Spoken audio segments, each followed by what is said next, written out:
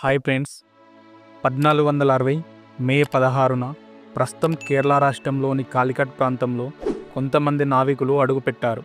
ఆ తర్వాత భారతదేశ రూపురేఖలే మారిపోయాయి. దేశ చిత్రమే మారిపోయింది. పోర్చుగీస్ దేశానికి చెందిన నావికుడు వాస్కో డి గామా ఐరోపా దేశం నుండి భారతదేశానికి సముద్ర మార్గాన్ని కనుగొన్నాడు.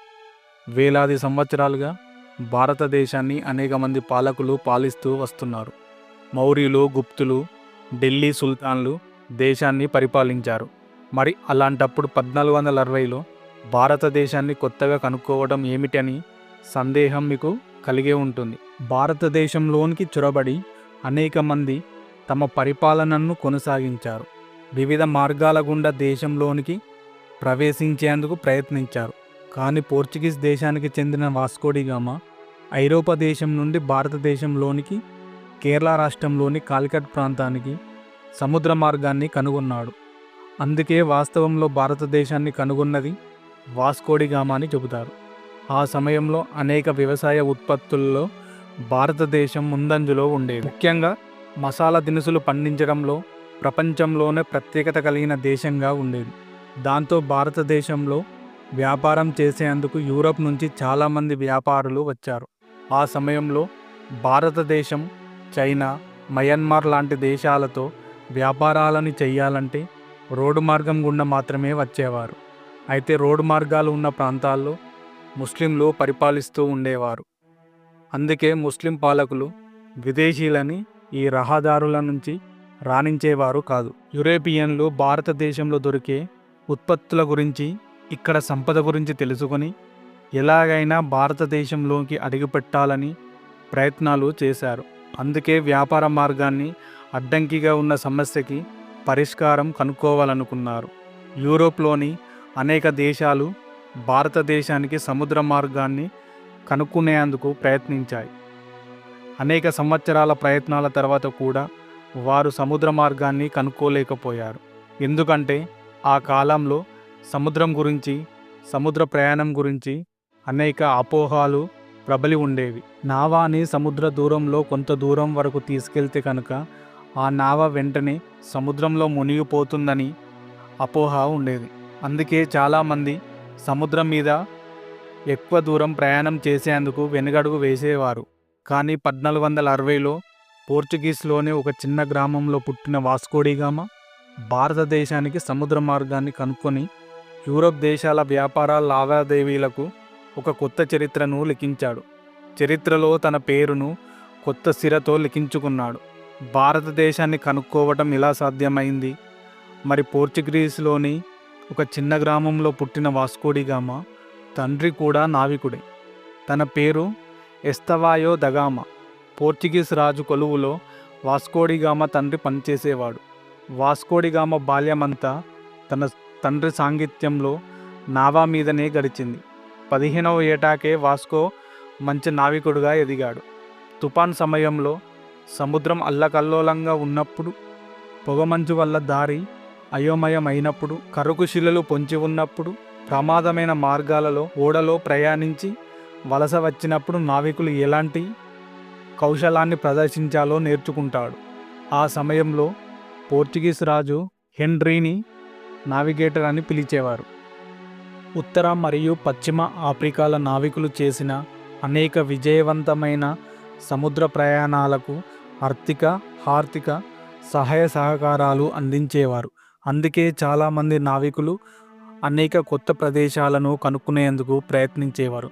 అదే సమయంలో పోర్చుగీస్కి చెందిన మరో నావికుడు బార్టిలోమో దివాస్ ఆఫ్రికా వెళ్ళి వచ్చి హిందూ మహాసముద్రం, అట్లాంటిక్ మహాసముద్రంలో ఒకదానితో ఒకటి కలిసి ఉన్నాయని తెలుసుకున్నాడు. ఈ మార్గం గుండా ప్రయాణిస్తే భారతదేశానికి మార్గం తెలుసుకోవటం సాధ్యమవుతుందని భావించాడు. ఆ మార్గం కనుక్కునే బాధ్యత వాస్కో డి గామాకు అప్పగించారు.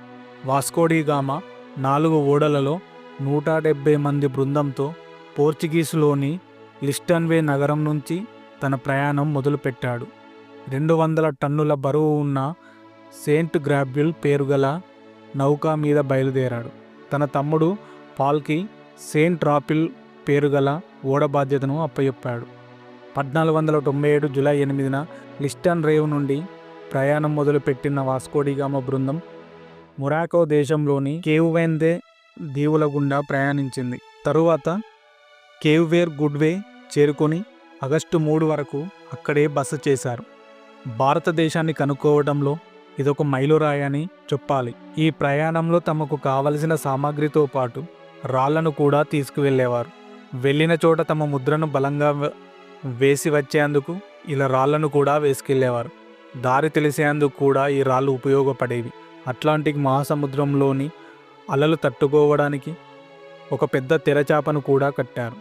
గతంలో వాడిన ఓడల కన్నా మరింత వేగంగా ప్రయాణించడం కాకుండా కఠినమైన సముద్ర పరిస్థితులను కూడా తట్టుకోగలిగేవి.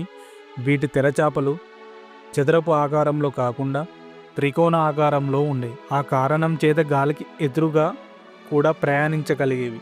ఆ తర్వాత ఈ బృందం నవంబర్ 7న ఈనాటి దక్షిణాఫ్రికాలో ఉన్న సెయింట్ హెరినాకు చేరుకుంది. ఆ సమయంలో ఆ ప్రాంతంలో వాతావరణం అస్సలు అనుకూలంగా లేదు. అక్కడ పెద్ద ఎత్తున గాలులు చెలరేగుతున్నాయి.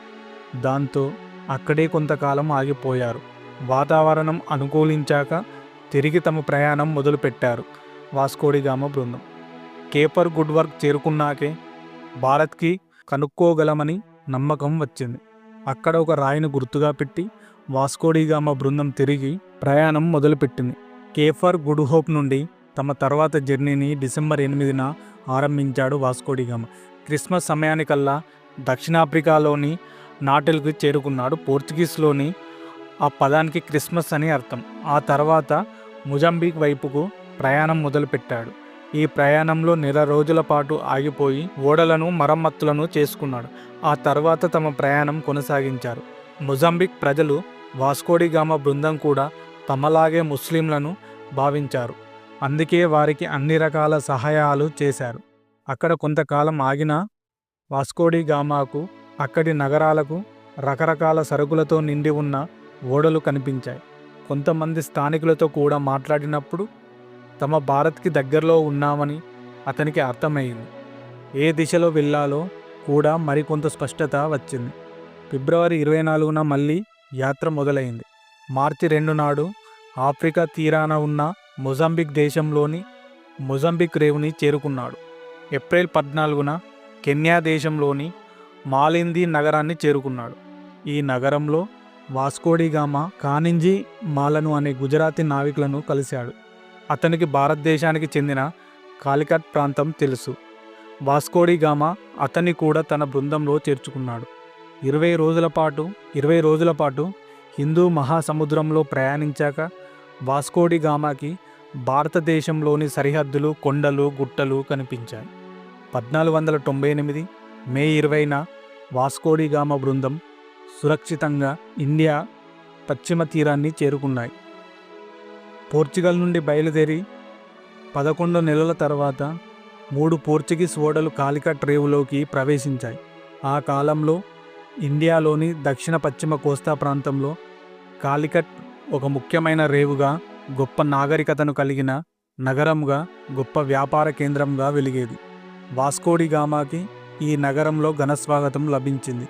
3 నెలల పాటు ఇక్కడే ఉండిపోయాడు.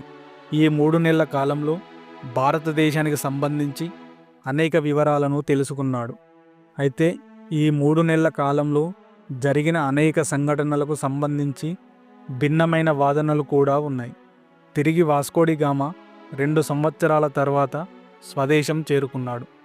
ఇంత సుదీర్ఘమైన జర్నీలో అతనితో 170 మంది సభ్యుల బృందం ఉండేది. కానీ ఈ యాత్ర ముగిసే సమయానికి 116 మంది మరణించారు. వాస్కోడిగామా చేసిన ఈ సాహస యాత్ర చూసి పోర్చుగీస్ రాజు చాలా ఆనందపడ్డాడు. తిరిగి అతన్ని 1502లో భారత్ యాత్ర కోసం మరోసారి పంపాడు. మూడోసారి భారత్కి ప్రయాణం చేసుకునే సమయంలో కాలికట్లో అతను మృత్యువాత పడ్డాడు. 1524 డిసెంబర్ 24న వాస్కోడిగామా కన్నుమూశారు.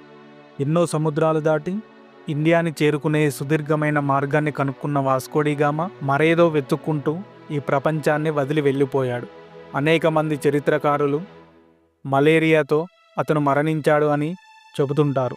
తన సాహస యాత్రతో యూరప్ అంతా కూడా గుర్తింపు తెచ్చుకున్నాడు. ఆ తర్వాత సముద్రం గుండా ప్రయాణం చేసేవారికి అతను చూపిన దారి దిక్సూచిగా పనిచేసింది.